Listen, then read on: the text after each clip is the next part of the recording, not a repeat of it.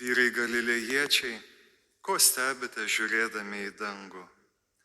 Kaip matėte įžengiant į dangų, taip jis sugrįš. Aleliuja.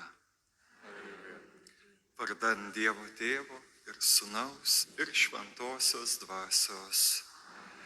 Dievo mūsų Tėvo ramybė, Viešpaties Jėzaus Kristaus malonė ir Šventosios Dvasios paguoda tebūna su jumis visais. Kai supykstame, kartais užbaigiam taip, sako, dangus tau, tai šiandien nesupykęs, sakau ir jums, dangus jums.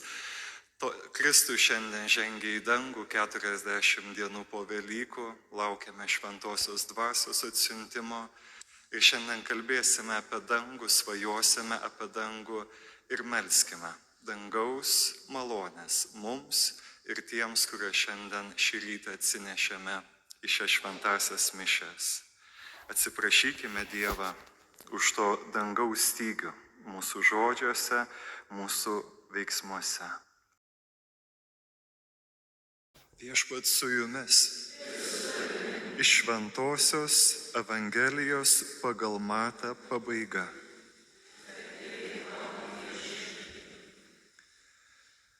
Anuo metu 11 mokinių nuvyko į Galilėją ant kalno, kurį jiems buvo nurodęs Jėzus. Jį pamatę mokiniai parpuolė ant žemės, tačiau kai kurie dar abejojo. Tuomet prisiartinęs Jėzus prabilo: Man duota visa valdžia danguje ir žemėje. Tad eikite ir padarykite mano mokiniais visų tautų žmonės, krikštydami juos vardan Tėvo ir Sūnaus ir Šventosios Dvasios, mokydami laikytis visko, ką tik esu jums įsakęs. Ir štai aš esu su jumis per visas dienas iki pasaulio pabaigos. Tai Viešpaties žodis.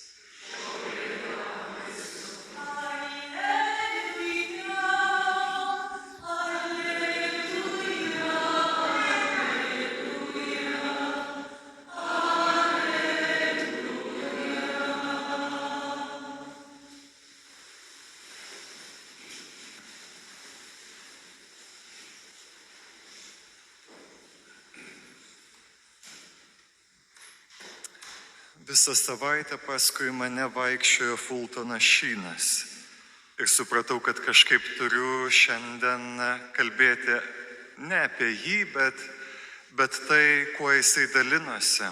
Nežinau, ar teko jums apie jį girdėti, bet 20-ame amžiuje, 20-o amžiaus viduryje Amerikoje, bet ir pasaulyje iš tiesų nebuvo charizmatiškesnio, nebuvo žinomesnio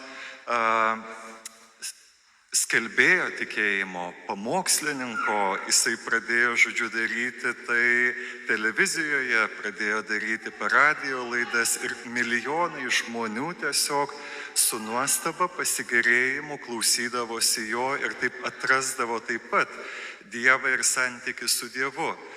Tai po 4 mėnesių švęsime jo beatifikaciją. Bus paskelbtas jis palaimintuoju Jungtinėse Amerikos valstijose, St. Louis mieste. Ir jis taip pat savo mokyme labai daug kalbėjo apie dangų. Ir šiandien noriu klausti, koks yra tas dangus? Kaip reikėtų galvoti mums apie dangų? Nes laikai keičiasi, ne viskas mums jau kalba, reikia rasti naujų įrankių mums patiems kažkaip prisiartinti tą dangaus savoką.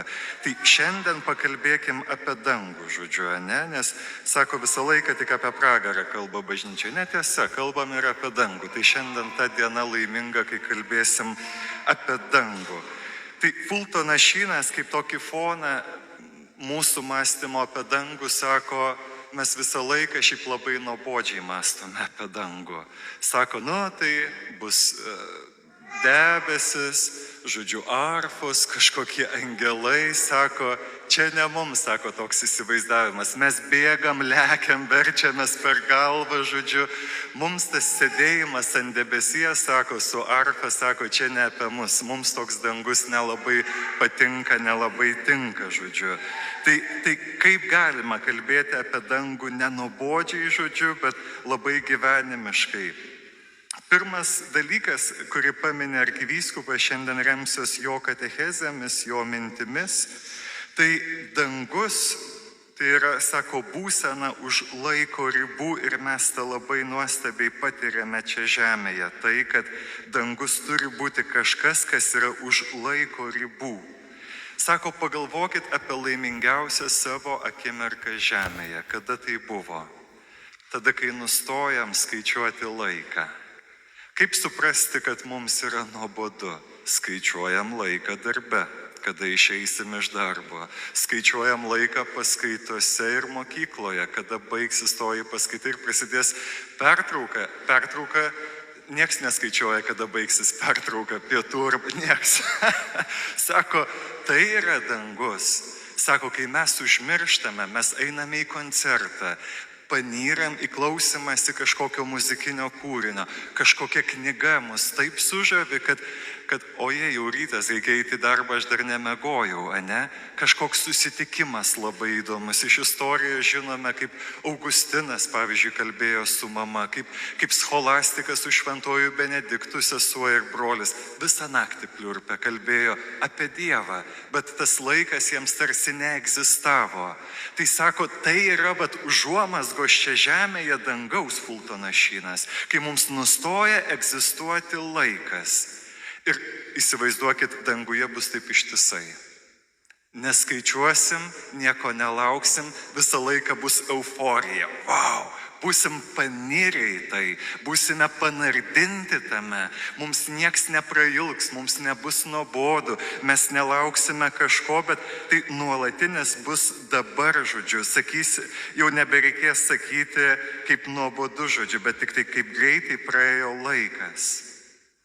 Antras dalykas, kai kalba apie dangų, tai kalba Fultonašynas apie mūsų troškimus. Sako, pasižiūrėkit, mes esame vienintelis kūrinys žemėje, kuris turi begalinius troškimus ir tai yra nuolatos.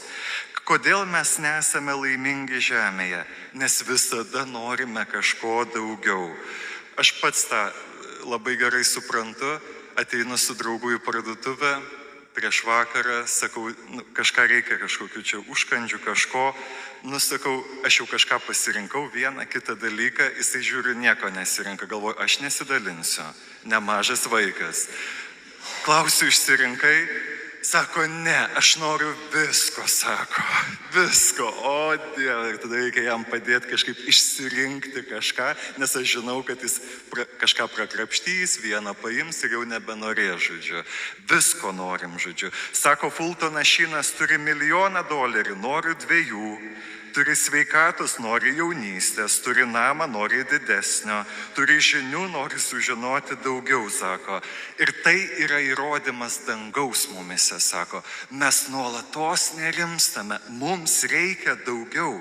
Kas pasotins tą mūsų begalinę alkį, troškulį, tą ilgesį žmoguje? Sako, visa tai, ką siūlo šitas pasaulis, sako, yra kaip sumuštinis, sako. Apetitas toks, o pasaulis sako, imk tą sumuštinę. Kiek tu sumuštiniais būsi gyvas? Sako, Fultonašynas žiūri į šitą pasaulį, vien sumuštiniai. Tai tikrai kebabai dar reiktų šiandien pridėti. Fultonašynas gal jų dar nepažino. Kebabai ir sumuštiniai, O apetitas didžiulis, suvalgai ir vėl išalks ir kažko geresnio, daugiau. Ir Fultonašynas tai reiškia, kad kažkur yra ta puota, kur pokeliausime ir tai niekada tas skonis nepasibaigs, žodžiu, nuolat būsime pasotinti tuo, žodžiu.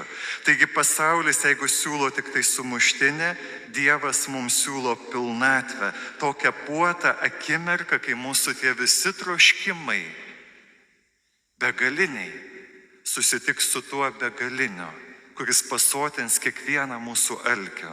Tai vat tai yra, sako, dangaus užuomazgos mūsų šitoj žemėje. Kitas dalykas, sako, dangus ir pragaras prasideda čia ir dabar mano širdyje, tai yra širdies pasirinkimas. Nes, sako, mes labai dažnai klaidingai įsivaizduojame, kad dangus ir pragaras tai vieta, žodžiu, kur mes būsime išsiųsti po mirties. Ir jis sako, tai yra netiesa. Mes patys dangų ir pragarą kuriame savo širdyje, savo viduje. Tai nėra kažkur toli, tai nėra kažkur giliai po žemę, ar tai yra viskas manyje, prasideda dangus ir pragaras. Taigi, į dangų, kas mane veda, tai kaip gyvenu ir kaip mirštu. Taigi vienas konkretus poelgis nenulėmė visko, bet, sako, tai yra įpročių visuma, žodžiu, mūsų gyvenimo. Ir dangus, Fultonas Šynas sako, neatsiejamas nuo gero gyvenimo kaip ąžuolas nuo gilės. Išaugs ąžuolas, bus dangus, bet dabar jau yra toji gilė mumyse, kurią reikia prižiūrėti. Ir tas priežiūros, aišku, tos trąšos yra visada dorybingas gyvenimas, kuris, sako, iš žmogaus veržiasi visą laiką. Kur yra toji meilė, kur yra tas dangus, kaip galime pamatyti žmogaus viduje tą dangų žemėje. Ir Šynas siūlo pažvelgti į kelis labai žemiškus ir, sako, šventus vaizdus. Sako, nori pamatyti dangų, tai žiūrėk, sako, į vaiko akis prieš pirmąją komuniją. Sako, ten pamatysi dangų. Sako, nori pamatyti dangų, santuokos dieną, mišių metu, sako, pasižiūrėk į sutuoktinio akis. Pamatysi dangų. Ten yra tyra meilė. Ten yra gražiausias, kas aš esu. Santuokos dieną, dažniausiai visi taip sako, tai po santuokos tie ragai visi atsiranda, žodžiu. Bet ten yra gražiausia, kas gali būti santuokos akimirka. Ir atrodome ir vidiniai, ir išoriniai labai gražus. Ir, sako, tai yra dangus, už kurį apsisprendžiame jau čia žemėje, kaip pirmos komunijos dieną, santuokos dieną. Bet yra žmonių, kurie pasirenka pragarą, pasirenka nemeilę. Ir, sako Fultonas Šynas, aš tokių sutikau žmonių. Gulėjo mirties patale žmogus ir sako, aš nenoriu eiti į dangų. Aš noriu, sako, eiti į pragarą. Ir arkivyskupas klausė jo, kodėl. Jis sako, nes pragaras yra manyje, sako, aš neapkenčiu savęs, neapkenčiu žmonių, neapkenčiu Dievo. Ir, sako, pragare bent jau būsiu tarp saviškių, nieks manęs neerzina, sako. Deja, nežinom, kaip baigėsi to žmogaus tą amžinybę, žodžiu, kuris yra, bet taip yra. Mes apsisprendžiam už dangų ar pragarą jau savo širdyje, o ne po mirties daugmaž. Tai pagalvosiu, kokį čia kelialapį pasirinkti. Pakartokit, kokie ten pasiūlymai yra. Ne, jau dabar.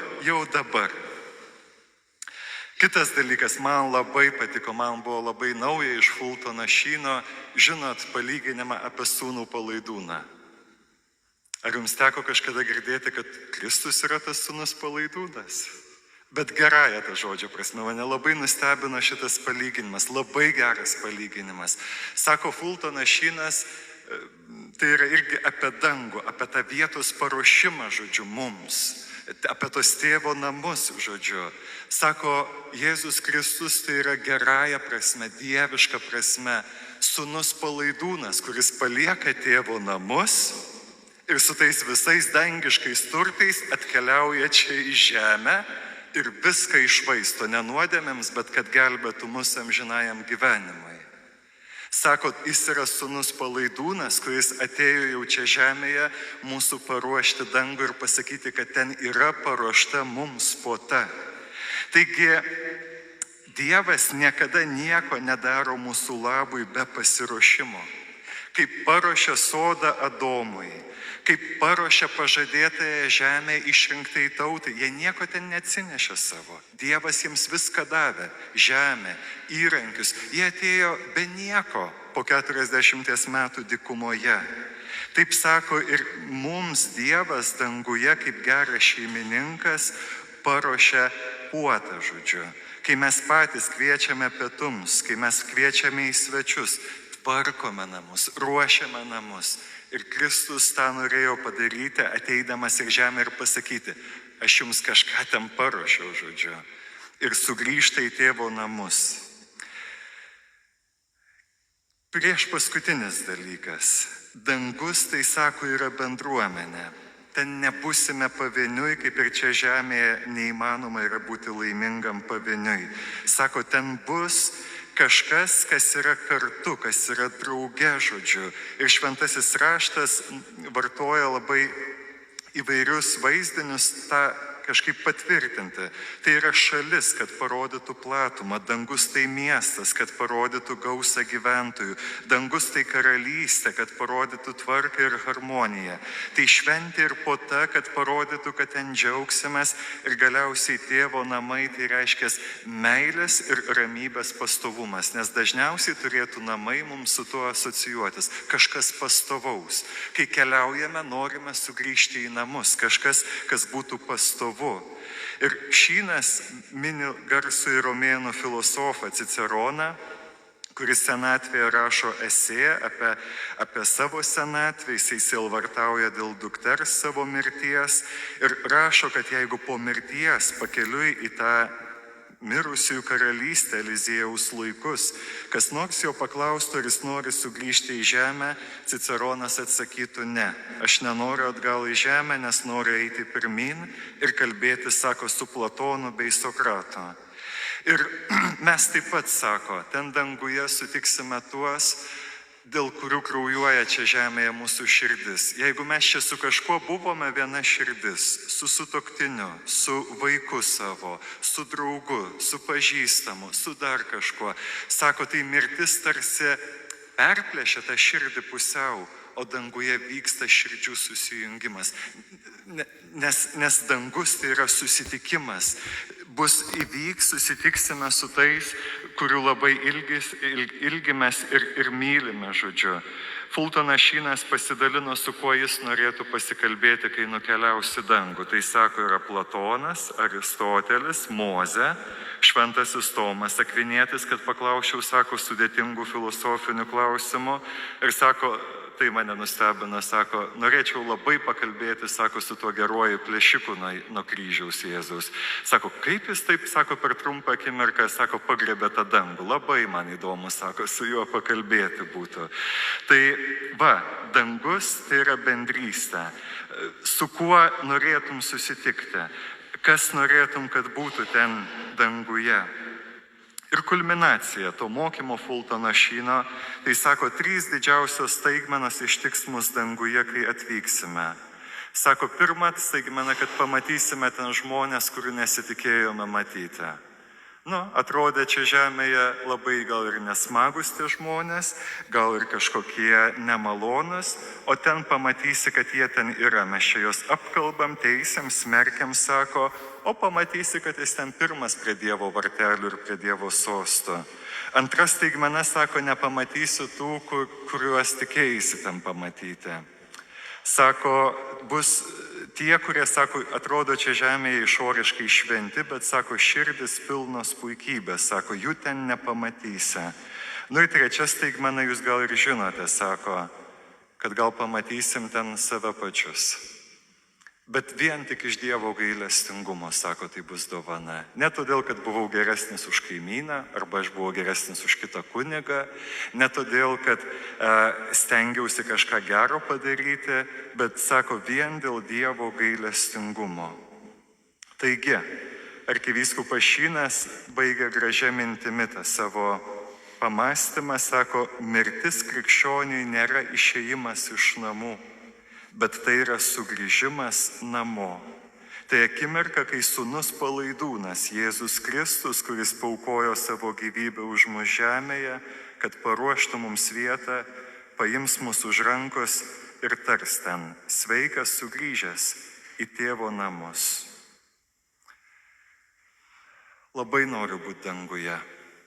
Ir labai norėčiau, kad mes ten būtume kartu, jūs jau nebe į mane žiūrėtume ten susėdę, bet į Dievą, kuris vienintelis pažįsta jūs, myli jūs ir išpildys kiekvieną jūsų svajonę ir tą begalinį troškulę. Tos begalinius troškulius, kuriuos nešiojate savo širdyje. Tad Viešpatie meldžiu mums kiekvienam dangaus malonės, išganimo malonės. Norime per amžinybę būti tik su tavimi dangaus karalystėje. Amen. Priimkite palaiminimą.